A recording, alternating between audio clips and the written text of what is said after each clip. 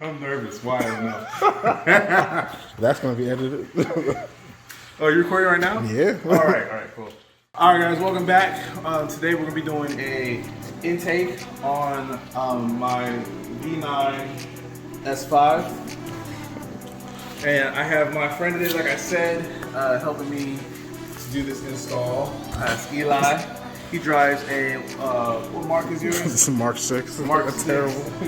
GTI. Wait, GTI, now you're insulting me. Oh, I'm sorry. Golf R? My bad. That's how new I am to all this. I'm still learning. All right, so let's go over the parts real quick. Obviously, we have our filter right here. It's huge. Just like a little adapter for it. We have our different pieces that we're going to use to do the install. This is our heat shield, and then we just have some trim that go on the heat shield. Now, if you have the CTS intake, you'll see that it comes with two piping. It was hard for me to really figure out what it was at first, but when I looked, this one is for any A5, and this is going to be for the S5. So that's pretty much it. So this we won't be using. So let's get started. We have the car jacked up, as you can tell.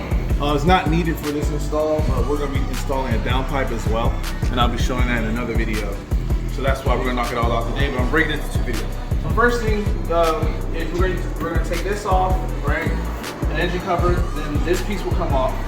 Actually, this will come off, and then this piece will come off. If you look at my intercooler video, I showed you how to take this off. That's going to be the same. So you can look at that video. I'll link it to this video. And then everybody else will show you how to do it. And then we're going to remove this stock airbox, and we're going to install the new one, okay?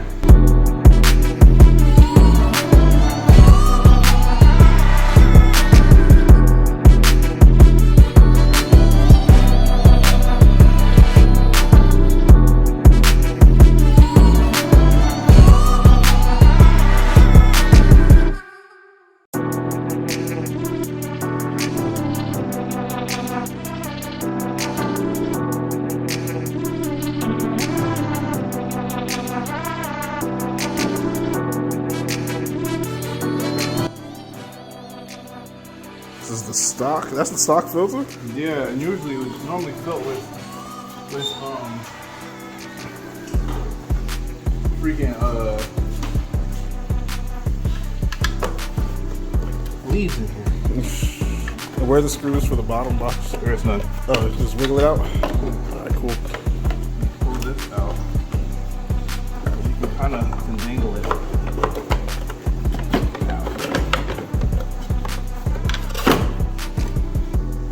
Alright, so when putting on the heat shield, it comes with the three weather stripping pieces that go around. It's actually very flexible. It doesn't look like it at first, but you want to run it around pretty much the outside up until you get to the bottom.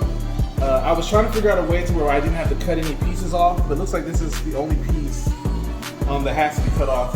We wrap this part around here, we wrap this part down here, and I'll trim this with some metal cutters, and I'll get back to you and we'll get it installed in the car. Also, part of the prepping, CTS sends you these little screw holes that you're going to place in your grommet. So it's going to, if you want to show them, it's going to go inside the hole here. It's just going to slide in. I actually did one already. You can kind of see. And then from there, once you get the shield put in, you'll just screw it right in with a 10mm wrench or a ratchet or whatever you have. We'll show them, put the grommet in where it goes. Yeah, let's show them. So the grommets came out of here. I don't see a reason to take this one out right here. Show them that one. But these two right here, you're gonna take off. Now this one came off on my intake box, so make sure you check your intake box as well. Like I said, a trick to putting this in is you could just oil this up and it'll slide in versus raw dogging it. You know, see it goes right in. A little tough when it's dry. Always use lube. All right, so next what you want to do is you want to pick up your heat shield, and you're going to go ahead and you're going to install your velocity, whatever piece. Make sure it goes on the inside and not the outside.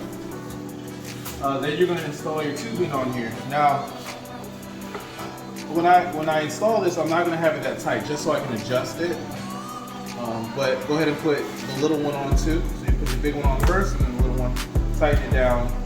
Then we're gonna drop this in the car, line it up, tighten everything down, put the filter on, and we're done.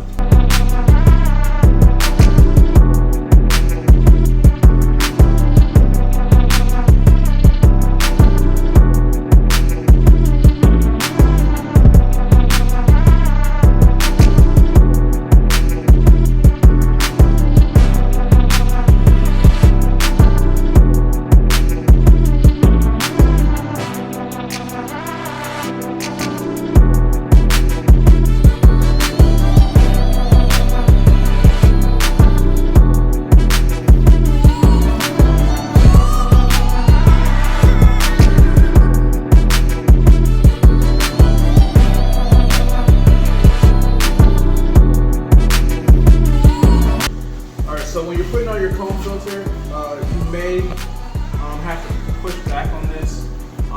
You actually can put this in. It's very tight. You can get it in, push it back, and then make sure this is nice and loose, and then we'll tighten it up. Actually,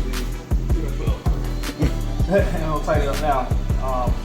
The clearance is not the best between the car and the filter, but it does go in there. Don't get discouraged. Just make sure this is nice and loose.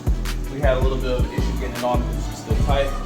The grommets popped out, or the little caps popped out of the grommets. Just line them back up, pop them back down, and just wanted to make sure that this snorkel wasn't being blocked by the lip of this at the bottom. And it's not. It's coming right through, so that's good. That's it.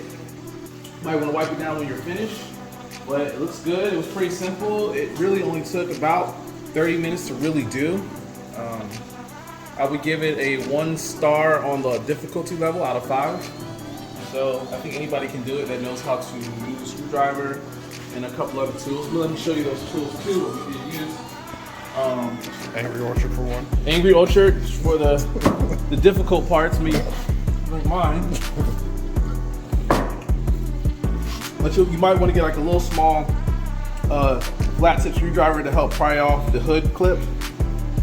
Then you'll need a flat tip screwdriver to unloosen your clamps. You're going to need a T25 to take the airbox out. This is not necessary. Just use a screwdriver, but save time.